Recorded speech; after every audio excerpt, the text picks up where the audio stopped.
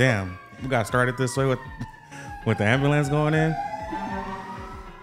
You know you're in Compton when you hear this shit. Yeah, so guys, check out the new podcast studio. It is in Compton. It's where the greatest artists from South LA have come from. And yeah, come over here, feel what it feels like, and let's create. Let's get to this. Welcome to our first podcast. We got the team. We got Alfred. We got Eder. And if you guys want to introduce yourselves. I go by Al. People call me Al. I prefer Al. I'm Eder, aka Ambition Films.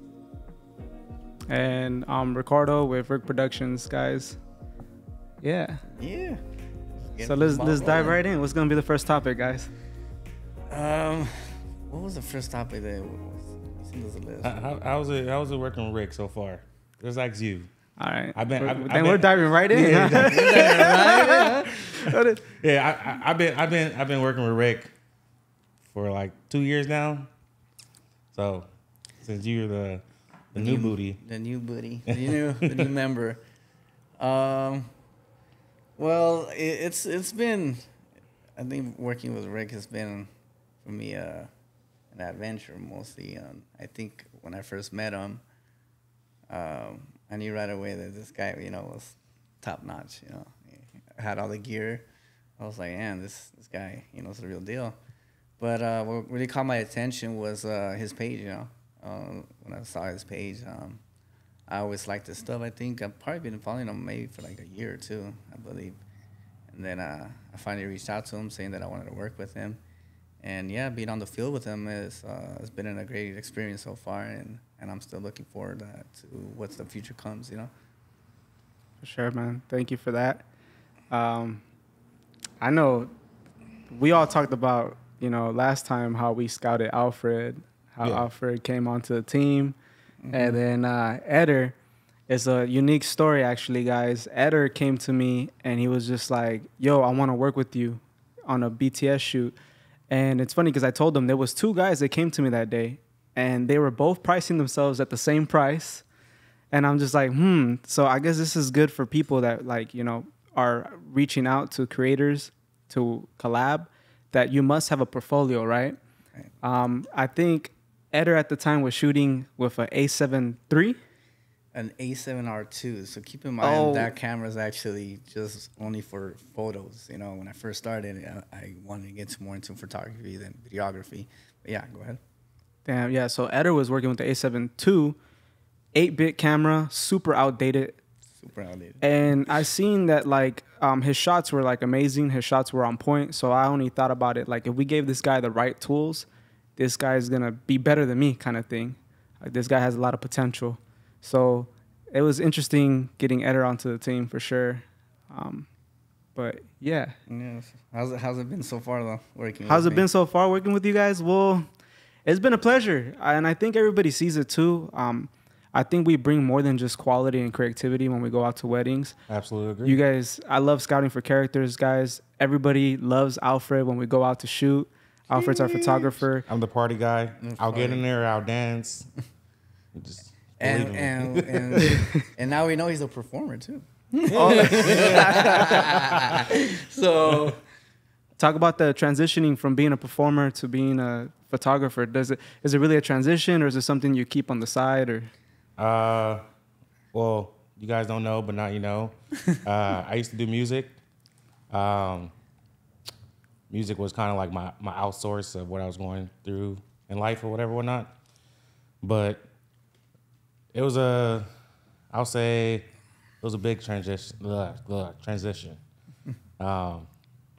From doing music to now photography. It was very, at first it was weird. It was like, man, I love making music. People jam out to my stuff. People relate to my music. And now I have to find a way to put that into photos, And I think you guys know, and other people should know as well who's getting into the photography world or videography. If you don't put any effort or time or anything like that, nobody's gonna like your work. Absolutely, I can totally agree with that. And it has to come from the heart, Because if it doesn't come from the heart and you just slap on a preset and just say fuck it and give it to your client, like they're gonna look at it and be like, oh, like to them it's like, oh, like this is wonderful, but like to us it's like, I did that like in 10 minutes. yeah, like you said, I did that in 10 minutes and I just got paid $500 for that, like you know, but definitely it was a big jump for me. I have a question for you. Go now ahead. that you bring up $500 in 10 minutes, and then I'm gonna refer that to Eder as well. What was your first high-paying project, and did that change your mentality moving forward with photography? Like when I used to do music, or like I'm talking about with photography. oh, like, photography. What's your highest-paying project so far? Well, to keep it 100 with you guys, like I've only booked one event, and that was the wedding I did December with you, Rick. And it was, I got it from my childhood friend, and he couldn't do it, so he threw it onto me, and that was a good friend. 3,000, and I was like, man, hey Rick, I got this gig. So, but yeah, I mean that was my highest paid so far. Everything else has been like $100, 200. Like, all right, do that. Eder, what about you, man? What's been your highest paying gig so far? And did that change your perspective on videography, photography? You know, when I first started doing photography, I was actually, you know, as you know, when you start doing it for free. You know, you got to do it. You know, then build up a clientele eventually, right? But I remember I was doing $50, man. For, you know, because I was still learning, you know, and like you said, I was just slapping on presets. I don't know if you guys remember back then, 5 years ago, Instagram was all about photos, editing, all that. So I did take the time to try to learn how to color grade and all that, but for me, Photoshop was pretty like difficult for me to like memorize. I didn't have too much passion for it, and then when working with models, as you know, you take 500 photos, you got to choose maybe 2, and if those 2 are the ones that you like, maybe she don't like them. Oh my God. Yeah. This is one of the reasons why I was like, man, I can't move forward with this. I got to look into probably videography. But I would say the highest pay for a project, I think it's been like, it was for music videos, about like $700. And I did everything on my own. Lighting, I went to go choose the units in LA.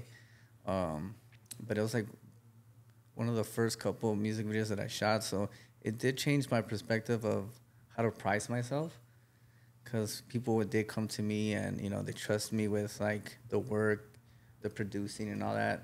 So yeah, it did change the perspective of how I price myself now. What about you? Me? I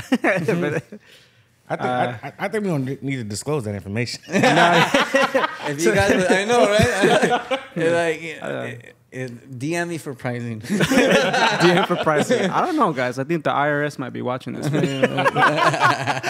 Man, can you edit that out? It's a shakedown. Eder might run. What do you mean? He might I was born and raised, buddy. Nah. Shit, dude. Hi, Khaled. All right, that's cool, man. Let's see. What got you into videography or photography, Rick? You know, I've never heard that story before. You know what? So that's it. I got a story for you guys that I haven't told out to the public just yet, or anybody really. But I was into photography, videography since I was in middle school, right? And I will always watch. It was a show called Film Right on YouTube. I don't know if you guys heard of it. Film Right now. They're still around, super old school though. They were popping back in the day for sure. So it was in middle school, no, high school. What type of work was it? It shows you how to do all kinds of stuff, editing, special effects, Adobe After Effects. I used to mess with that a lot. So I used to mess with Adobe Premiere back in the day for After Effects. I used to rotoscope all kinds of stuff. I don't know. I think I was a lot more talented when I was a kid because I had more time to sit down and all day and just like frame by frame. I mean, and when stuff. you're a kid, like you got nothing but time. Now that you're an adult, you got to work like 2-3 jobs now in California. Dude, it gives me anxiety to just play video games now. Really? Like, you know? Because you're thinking about so much other stuff? Yeah, it's just all kinds of stuff. I could be doing so much. AKA? I see. What was that? When you're thinking about you're something thinking else. about. I could be here right now shooting a podcast and still be like, damn, I got. Yeah, guys, if you guys don't know, Rick zones out. He zones out. Bro, you should put that on the video. Crickets and stuff. Dude. But anyways, go ahead. Go ahead. What's your story? And anybody that's worked with me, they'd be like Kev. He's not with us today right now, but Kev was like, I'll just be like in the church and I'll be looking at the sky, like trying to plan the next shot, and then it'll just come back to me like World War II video. Ooh, and Rick. Oh, what's up, Kev? What the hell you want? Can't you see I'm trying to plan the next shot? You're dozing off, man. That's not good. That doesn't look good for the clients, man. They look like you don't know what you're doing. I'm like, bro, shut up. Like, bro, I thought about it too. I'm like, dude, when I have that blank stare, it's probably not a good look for the clients because they're like, dude, this guy doesn't know what he's doing. But you know what? I feel like I get that a lot. Mm-hmm. Like, I feel like when I'm shooting, like a lot of people were like, I don't know, this guy, like, I don't think I'm the best people person when it comes to like people person, yeah. But when it comes to like clientele, like posing shots, I don't think I'm the best because I don't really know what to say. Right. So when we're shooting it at the moment, it might feel awkward. It might feel like, I don't know if this guy knows what he's doing. But the end product is like, whoa, how the hell did you get that? You know? Yeah. Which is why I feel like I like bringing people like you guys on the team because you guys are such personality. This guy eats everything. This guy, one smile at a time, capturing this guy for Alvin sure. captures one smile at a time. This guy lives up. He's one of the few people that I know that live up to their actual slogan because what's your slogan? Do you have a slogan? I don't. Maybe you should come up with one today. Just do it. Just do it. Hey, you gonna get fucking... Now you gonna come down with a letter real quick. Nah, we're not there yet. How you call it? So back to like how I started. Well, I'm gonna give you guys a quick story. At middle school, I was watching this Film Riot guy, and they were working what's called a Canon 5D at the time, DSLR, big bulky ass camera. It was like the top notch camera, and at the time, I think it was a $2,500 camera. And a $2,500 camera back in 2008. That's a lot. Was like $5,000 now, or maybe more. You know, it was the inflation was crazy. So to get your hands on that camera, like it was a dream, right? Especially for a kid that's in middle school. One day I come home from school and I'm washing my hands and, hey mom, you know, there's a camera, old dusty ass camera on the counter. I'm like, Mom, what's this? She's like, oh, your dad got it at a yard sale. He said he thought you might like it because you like cameras. And I'm like, nah, dude, this shit like old, dusty. I looked at it, I'm like, I went back to my room and I sat down, I put on Film Riot, and I'm watching it, and they're like, yeah, the Canon 5D, and this and that. And I'm like, wait, that kind of looks like the camera that's in the kitchen right now. So I get back up, dude. I go to the kitchen. I promise you, I look at the freaking brand and the marking, and it says Canon 5D Mark II. What? And I was just like, no way. No freaking way. This camera's expensive. And you said it was dusty? Yeah, it was dusty because it was off a yard sale or something like that. I don't know what happened or how it ended up at a yard sale somehow. I don't know. Somebody was trying to sell it. I don't know. So I called my pops. I'm like, where'd you get this from? And he told me, yeah, it was at a yard sale, whatnot. I paid like $100 for it or something like that. And y'all would never guess the lens that was on it. Oh, and it came with a lens. It came with a lens. A 35. It was a nifty 50 millimeter 1.2 aperture lens. Wow. Canon. That's all you need. Hey, you Bro, got that still? Red ring. No, I sold it. I sold it and I went back to Sony. I would have kept it for like, memories. Kept it for memories? Yeah, I know, but like... You trying to make some extra cash. Like I could have kept my A7S2 for memories, And I did I posted like a whole oh, it was a pleasure, you put food on the table. Because our cameras put food on the table. Oh, heck yeah. When the government shutdown... When the government shutdown happened and we're working for the government, I think they didn't pay the government employees like 3 months. You had people crying on live TV. You had people breaking down, like can't afford shit. You had people taking out loans. I was doing security in downtown. Yeah? Yeah, hey, I was getting that cheddar still. You getting that cheddar? You see? Thank you, Allied. You guys are a real one. Walking around and like... Make sure people don't tag in our buildings and sleeping in my car every Thursday. Thank you, Allied. You guys are real ones. They're sleeping on the job. That wasn't part of the deal. Hey, working graveyard was tough. Dude, I hear that stuff. Yeah. But yeah, dude, when the government shut down, That's when you sold the camera? that's when I sold some gear. I did some projects. I was good for 3 months. I was chilling. And I'm not saying that I was living at my parents either. I had my own place. I had my son to take care of. And I think that's when it really hit me, like, wow, like a government job that's supposed to be job security, you know, is not even securing its own people. And it's just like, that's when I knew that taking photography and videography, it's like a real deal. It's a career. It's a career path. Because, wow, these guys were starving for fucking 3 months. You know, I was putting food on the table with this videography stuff. right. So, but yeah, somehow That camera ended up we're jumping back and forth. But the Canon 5D, my uncle calls my dad, right?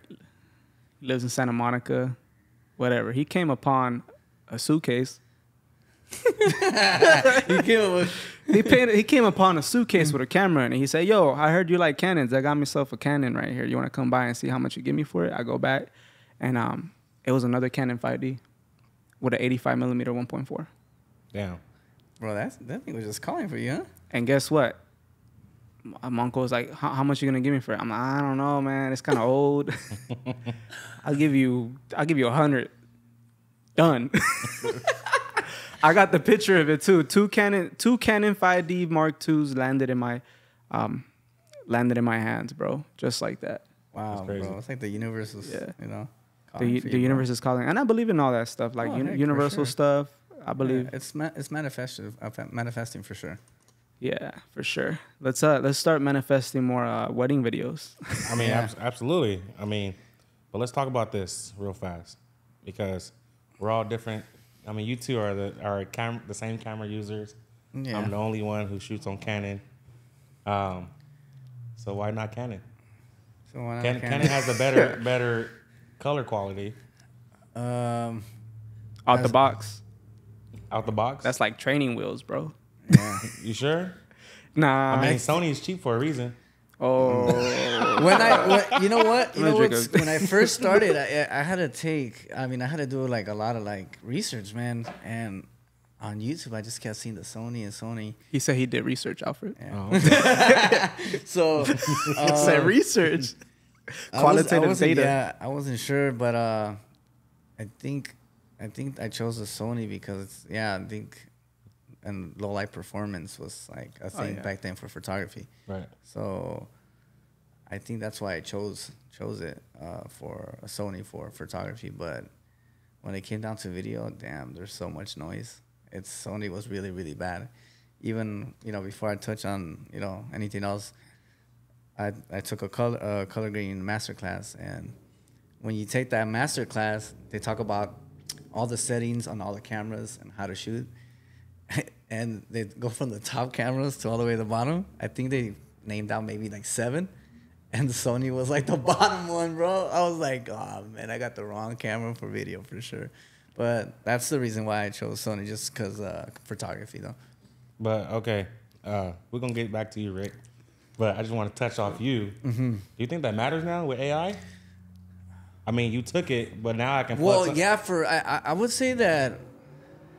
I think a lot of people I think a lot of people are being scared of AI, but I think it's just making your work ethic a lot quicker and easier. I don't think it's really gonna take jobs away. I think it's just gonna make everybody's job easier. But I have seen. I know what you're talking about. I don't think it matters because now they do now you can like I shoot cars. Like if I want to get like the electricity poles, all those wires taken away, I just replace it with like a nice. Some nice clouds or mountains. I'm in shock, bro. What it can do, I'm saying with you with your color grading class, right? Well, color grading class. So you took the color grading class. Mm-hmm. Obviously, you took it so that way your videos can be better, 10 times better. 10 times, but now I can take your old film, plug it into Adobe Firefly, and then just say I want my background to look like this. I want this, and it'll look better than yours. And I didn't even take a class. Yeah, I don't think actually, the master class that I took, the mentor that does the class, he actually talked about it, and I actually did some research on it. I don't think it's going to take away anything from like what I've learned, because I think it's a good starting point. And like I said, I don't think that's the way to go if you want to be different from other people. Because when Rick came to me, he told me, what camera are you shooting? A7R2. Motherfucker came to me and asked me what camera I shoot. Yeah. That's the. And, pressed me. And the reason, yeah, because if you go see my videos, like, you wouldn't think like, dude, you're shooting with a camera, you know, it's not even meant for videos, you know, because I took that masterclass, you know, I brought out the best out of that camera. But I think like if you want to go to, what is it, Firefly? Adobe. The Adobe? Yeah. I did see like, it's like, I wanted to make it look like, you know, sunset vibes, and it'll give you like a warm look, you know. I don't think it's there yet to make it look exactly. I think it's a good starting point, but I don't think it's gonna take that away from anything. I think it's gonna add to it. Yeah, it's gonna add to it, like a good starting point, you know. It's gonna because at the end of the day, it's a tool, right? Yeah. It's just like a paintbrush is a tool. Yeah, exactly. If I give you a paintbrush, give myself a paintbrush, it's not gonna be the same. And then if you want to talk about like how would you convert that like to a Rec 709, or like how would you have to shoot, you know? Yeah. Like to bring out the best colors of your camera, you have to go through Rec 709, and shooting at your best settings like S-Log 3. I think that's gonna be the best way to go about bringing out the true colors, you know. Bro, AI is like using AI is like buying lab grown diamonds. You know what I'm saying? you know what I'm saying? Like would you want to get a real diamond? Some dude that went in there in the cave, in the mining and shit. Yeah. You know, all fucking night and shit. Like it worked a lot harder to make that fucking beautiful, organic diamond or a lab grown diamond. What's talking about my brothers in Nigeria? No, you did. No, he didn't. No, he didn't. No, he didn't. I thought Nah, I'm not. Nah, dude, they gonna get fucking canceled and shit.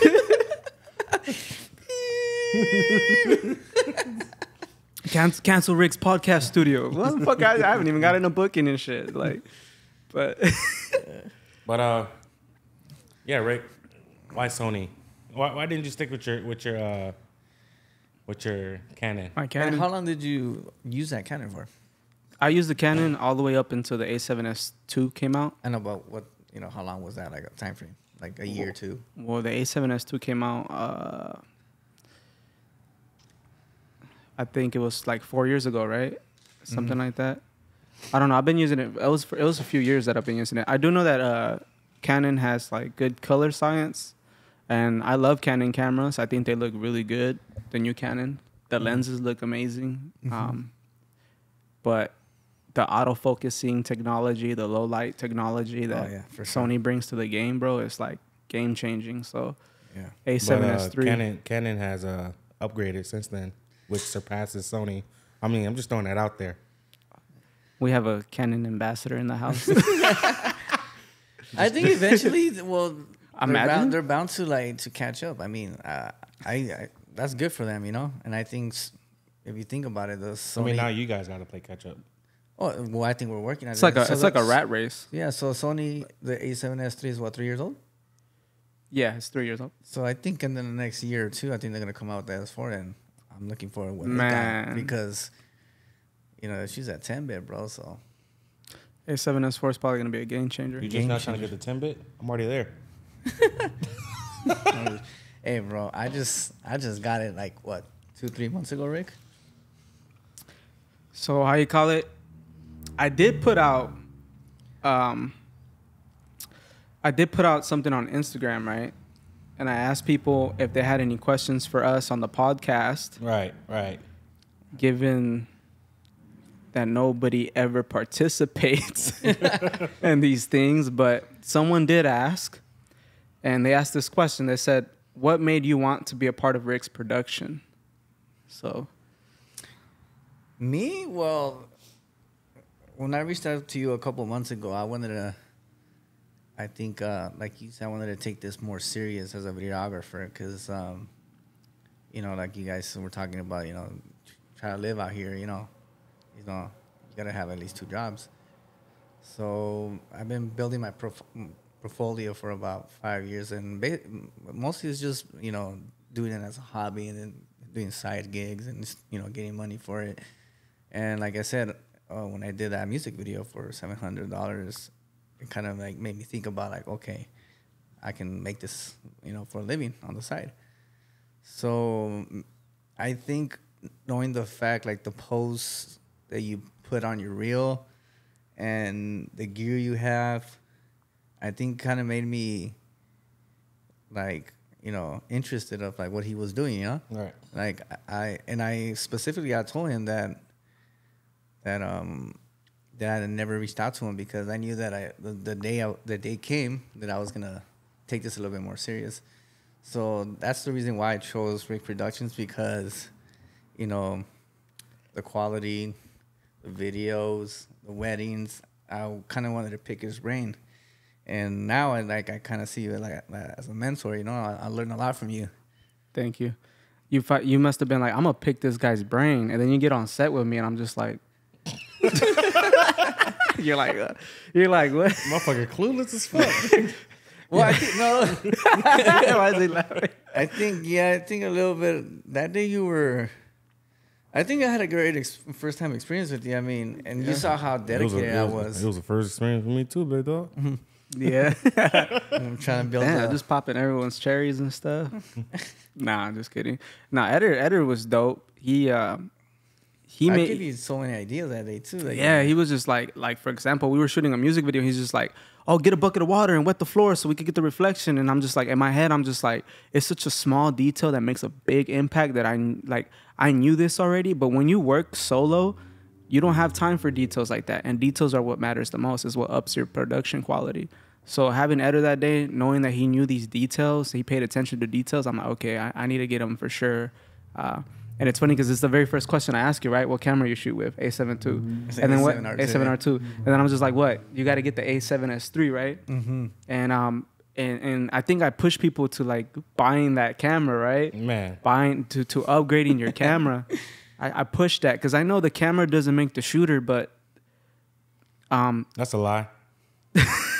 Anybody that say that the camera and the lens is but like not needed. But like you said earlier, you have to have passion for it, right? To bring out the best out of the camera, or else you're not gonna be, I'm pretty sure I had to see Alfred's work. I seen your work, right? You ain't seen none of my work. I didn't. I just brought you along to a wedding. So yeah, so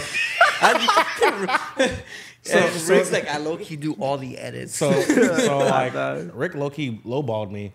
Oh no! Let's talk about it. Let's talk about it. We're gonna talk about this. You're like, and now that's the reason Alfred does $4,000 weddings. Yeah. Hey, you ain't lying. No. You gotta give him a little trauma to make him grow. You know what I'm saying? Yeah, for sure. No. I started with Rick. I wanted to learn. Like I told you guys last time, I met Rick through work, and he came to me and was like, "What camera you got?"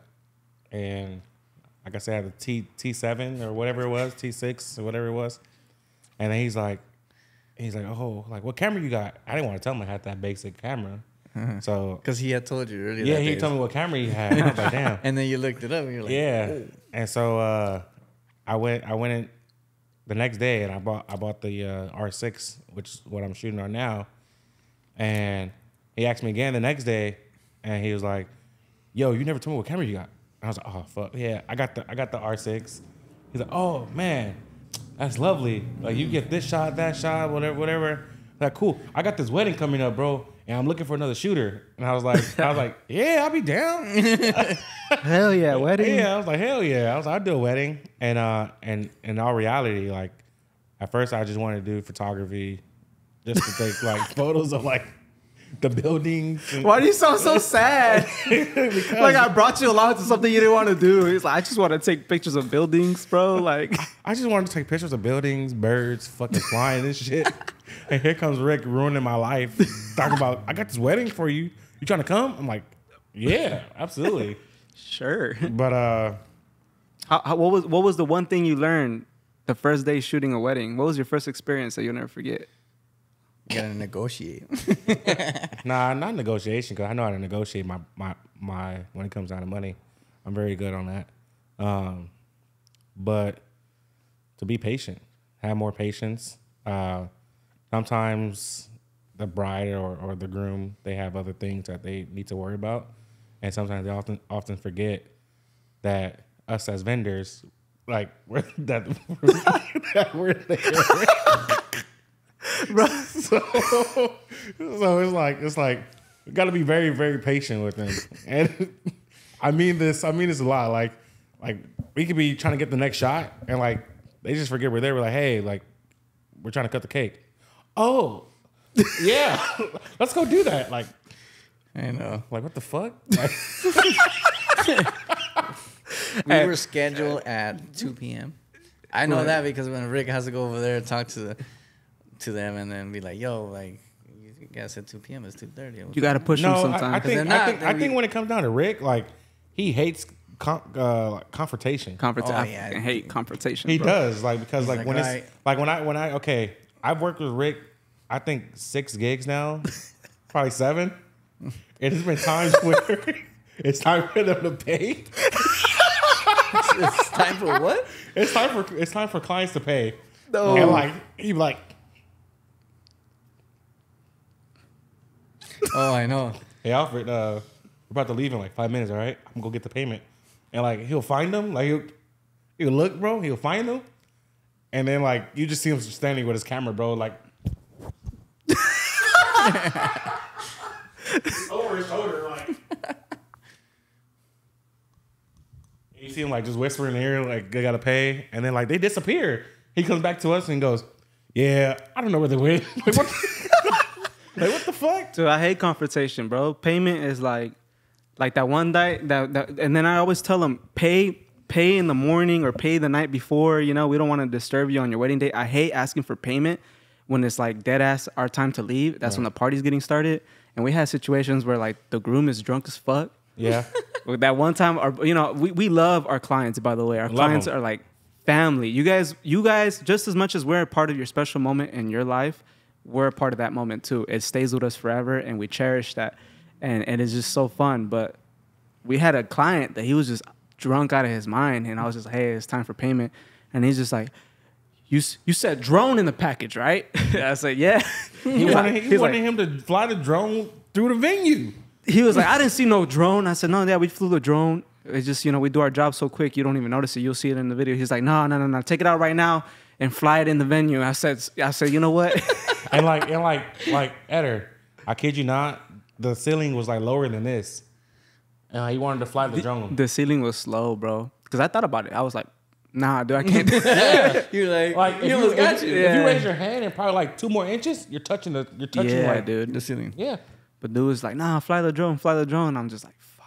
Like, that's why I don't like confrontations. This is why I don't like asking them to pay so and stuff, I want to know. Nothing. He just paid, and then we were on our way. But yeah, he was a great guy, dude. I think he was one of the grooms that will come to our table and make sure everything was good. Yeah.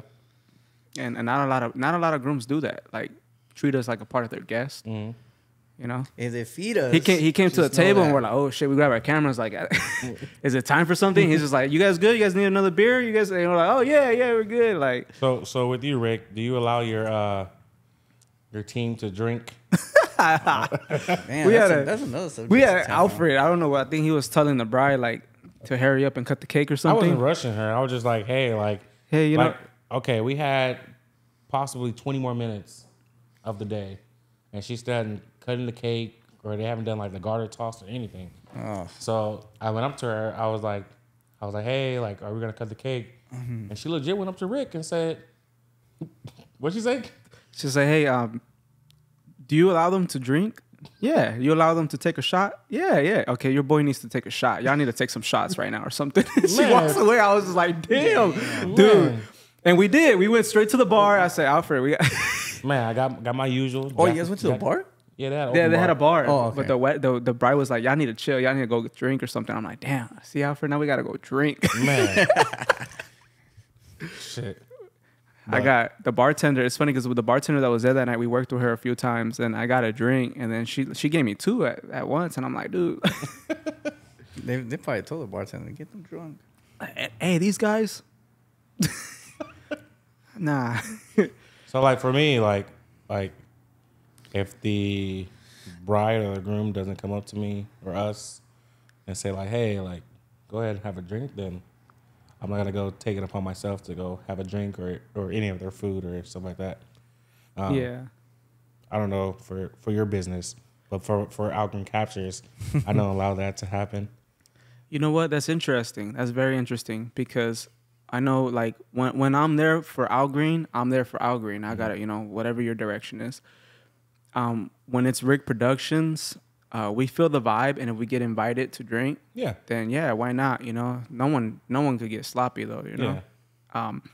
But at the end of the day, we still have to capture possibly some more footage. Yeah. I actually shot a wedding where the photography team was a different team, and it was me and my boy Kevin, videographers, and me and my boy Kevin, they offered us a drink. We went to the bar. We came back on the table. We sat on the table with the photographers, and I felt so weird, bro, because I'm sipping on my beer. Me and Kevin are sipping on beers, having a good time, and we look over and they're just, like drinking their water, being all professional and stuff. And I'm just like, damn, like, You're like, should I be drinking this or not? Yeah, look over like, damn, dude, what does it say about Rick Productions?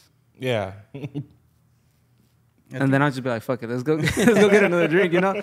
But, I mean, heavy drinking, nah, we don't do no heavy drinking. I don't think, just like one or two to take the edge off. I don't know. Yeah. What do you think, Eder? I know you don't drink, right? Not anymore. But, yeah, if they ever offer me a drink, I just tell them, like, no, I'm good. But, like I said, for your business, like, my business, say you hire me and Rick. Right. I think I would like to keep it professional. Probably just, I mean, if you guys want to have a drink or two, like you said, are you feeling the vibes? Then, you know, then I think it's cool. You know, no, as long as there's no heavy drinking, we Gucci. For sure. Well, we're gonna come to an end for this first podcast video, guys. Before we end this, I want to ask you guys each one question, just so we can get a little bit of information. Alfred, to all new photographers that are coming up in the game, what's one thing you will what's one thing you'll tell new photographers? What's a tip, trick, guidance? Said it once, say it again. Go to YouTube, learn as much as you can, and go out and practice and shoot. Like right now is my downtime. I haven't been getting booked as often, so I do go out and shoot still and try to perfect my craft. So I do go take pictures of those birds in the buildings. You went back, you were still there. You should have never said that, bro. Next time you're at a wedding and you got a complaint, I'm like, bro, go take a picture of the birds or some shit. So, yeah, I just if you guys coming into the photography or photography, because that's all I do, just make sure you like I said, go to YouTube or TikTok's a new thing. Learn about your aperture, your shutter, your ISO, and go out and practice. I mean, learn your different angles, learn your weak side. And if you can't accept criticism, then, I mean, hey, you got to go somewhere. I mean, these guys, they still criticize me and say, hey, this picture was horrible. And I'm like, all right, yeah, I'll do better next time. But, I mean, I still got some bad shots, but I think we all get criticized here on the team. Yeah, it's all good. I think Eder recently, he was like, bro, your skin colors are too orange. I said, motherfucker. I know I did not just bring you on this shit so you could kick me in the ass. He's like, man, I'm done with it already. I turned it in. He's like, I was tired of seeing it. I was like, hey, but I mean, I gotta tell it the way it is. I mean, if we are trying to get better, we gotta help each other out by telling the truth. You can't. When it's the truth, there's nothing you can say about the truth. Yeah. Like, damn. Because there's always room for, to get better. Improvement, guys. Improvement. It's just like a workplace. You got to get along with each other here. You know, if you want to work, if you want to keep your job, that makes you, hundreds of dollars. Nobody's safe in this circle. Yeah.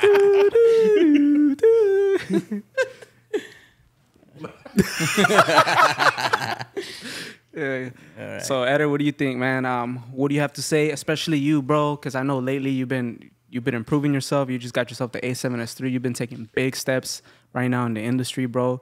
I think you're doing it. You've been making big steps, big moves lately. So what would you tell the creatives here? I would say that the number one thing that you need to have passion about what you're gonna be doing. But as long as if it's like videography for sure, or even photography, I think you have to come with like, you know, being ambition and wanting to learn, be an open book. Like you said, you have YouTube, and I would say that the best way to learn is going out on the field and shooting. You know, I do on my spare time. I'm always researching, and you know, Rick, I'm always reaching out to you in case it's something I don't know. Even things that I've learned, I share them with you. You know, for example, like the Cinetone versus the S-Log thing. Yeah, a lot of people go with the cinema because it's an easy LUT to use. You know, it's like it's Sony's LUT. You know, you gotta have an open mind. Right? You have to have an open mind. Like, why don't you share with me? Shut up, Canon. But you ain't got no color problems over there. But also my advice is try not to take an easy way out, like slapping out a LUT. You know, if you do some research and you might not know how to do it, do more research and don't take the easy way out. Just try to learn it. Sounds good, guys. Yeah. I think that's it. I think we're going to go ahead and end our first podcast ever with the team here at the podcast studio. Guys, check out the podcast studio. Book it if you want the space. It's for creatives. Thank you guys, and we'll see you guys in our next wedding and our next event. All right. See you later. Make sure to like and subscribe and comment if you like this video. Also, if you guys don't like Alfred or Eder, just let me know, and we'll get new guys. Okay. Thank you guys. Peace out.